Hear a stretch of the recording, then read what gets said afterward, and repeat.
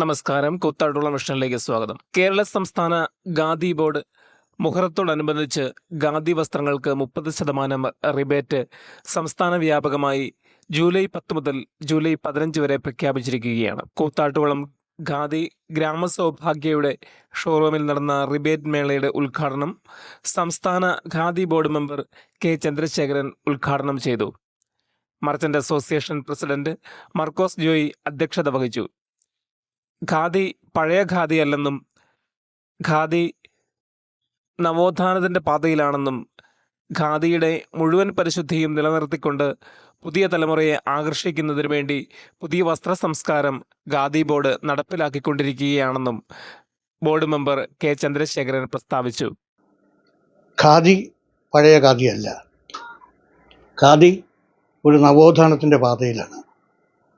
ഇന്നും പഴയ ഖാദി വെച്ചുകൊണ്ടിരുന്നാൽ ഇന്നത്തെ പുതിയ തലമുറ പുതിയ ഫാഷൻ ഡിസൈൻ രംഗത്ത് ഒത്തിരി കുതിച്ചേറ്റം നടക്കുന്ന ഈ സാഹചര്യത്തിൽ ഈ ഖാദി ബോർഡിലേക്ക് അല്ലെങ്കിൽ ഇതിൻ്റെ ടെക്സ്റ്റൈലിലേക്ക് ആരും കടന്നു പറ്റില്ല.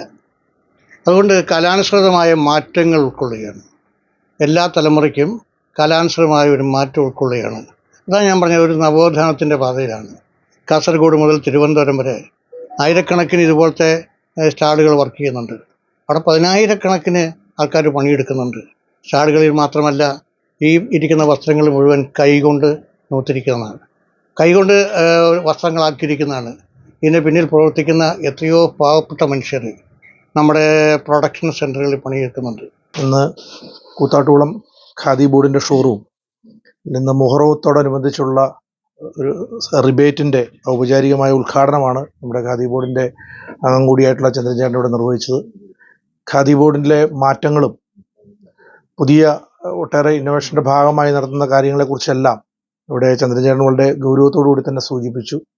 ഖാദി ബോർഡ് സൂചിപ്പിച്ച പോലെ പഴയ ഖാദിയല്ല, ഒട്ടേറെ പുതിയ സംരംഭങ്ങൾക്കൊക്കെ നേതൃത്വം കൊടുക്കുന്ന ഖാദി ബോർഡിൻ്റെ നേതൃത്വത്തിൽ ഇവിടെ സൂചിപ്പിക്കപ്പെട്ടതുപോലെ ഏതാണ്ട് 1.5 കോടി രൂപയ്ക്ക് അടുത്തേക്ക് അതിൻ്റെ ഒരു പ്രവർത്തനം മേഖലയിൽ പുതിയ സംരംഭങ്ങൾ തുടങ്ങിക്കൊണ്ട് ആളുകൾക്കൊരു സ്വയം തൊഴിൽ എന്നുള്ള നിലയിൽ പ്രവർത്തിക്കാൻ വേണ്ട വലിയ സൗകര്യം ഒരുക്കുമ്പോൾ സ്വാഭാവികമായി ഈ പ്രദേശത്തിന് അതിന് വലിയ നേട്ടമുണ്ടാവും.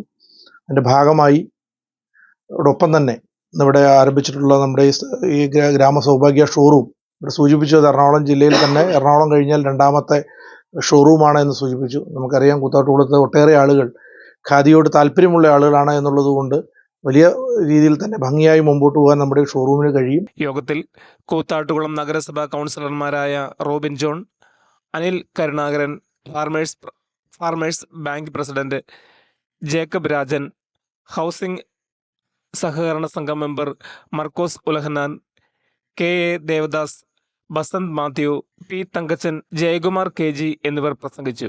സ്റ്റോർ മാനേജർ റെൻസി NG സ്വാഗതവും കെ ജെ സ്കറിയ നന്ദിയും പറഞ്ഞു. വീടായാലും ഓഫീസായാലും നമ്മുടെ സ്വന്തമായ ഇടങ്ങൾ ഏറ്റവും മനോഹരമാവാൻ നമ്മൾ ആഗ്രഹിക്കും. ഇനി അത് സ്വപ്നം കണ്ടതിനേക്കാൾ മികച്ചതാക്കാം. വരൂ, നിങ്ങളുടെ സങ്കല്പങ്ങൾക്ക് കൂടുതൽ തിളക്കമേകൂ.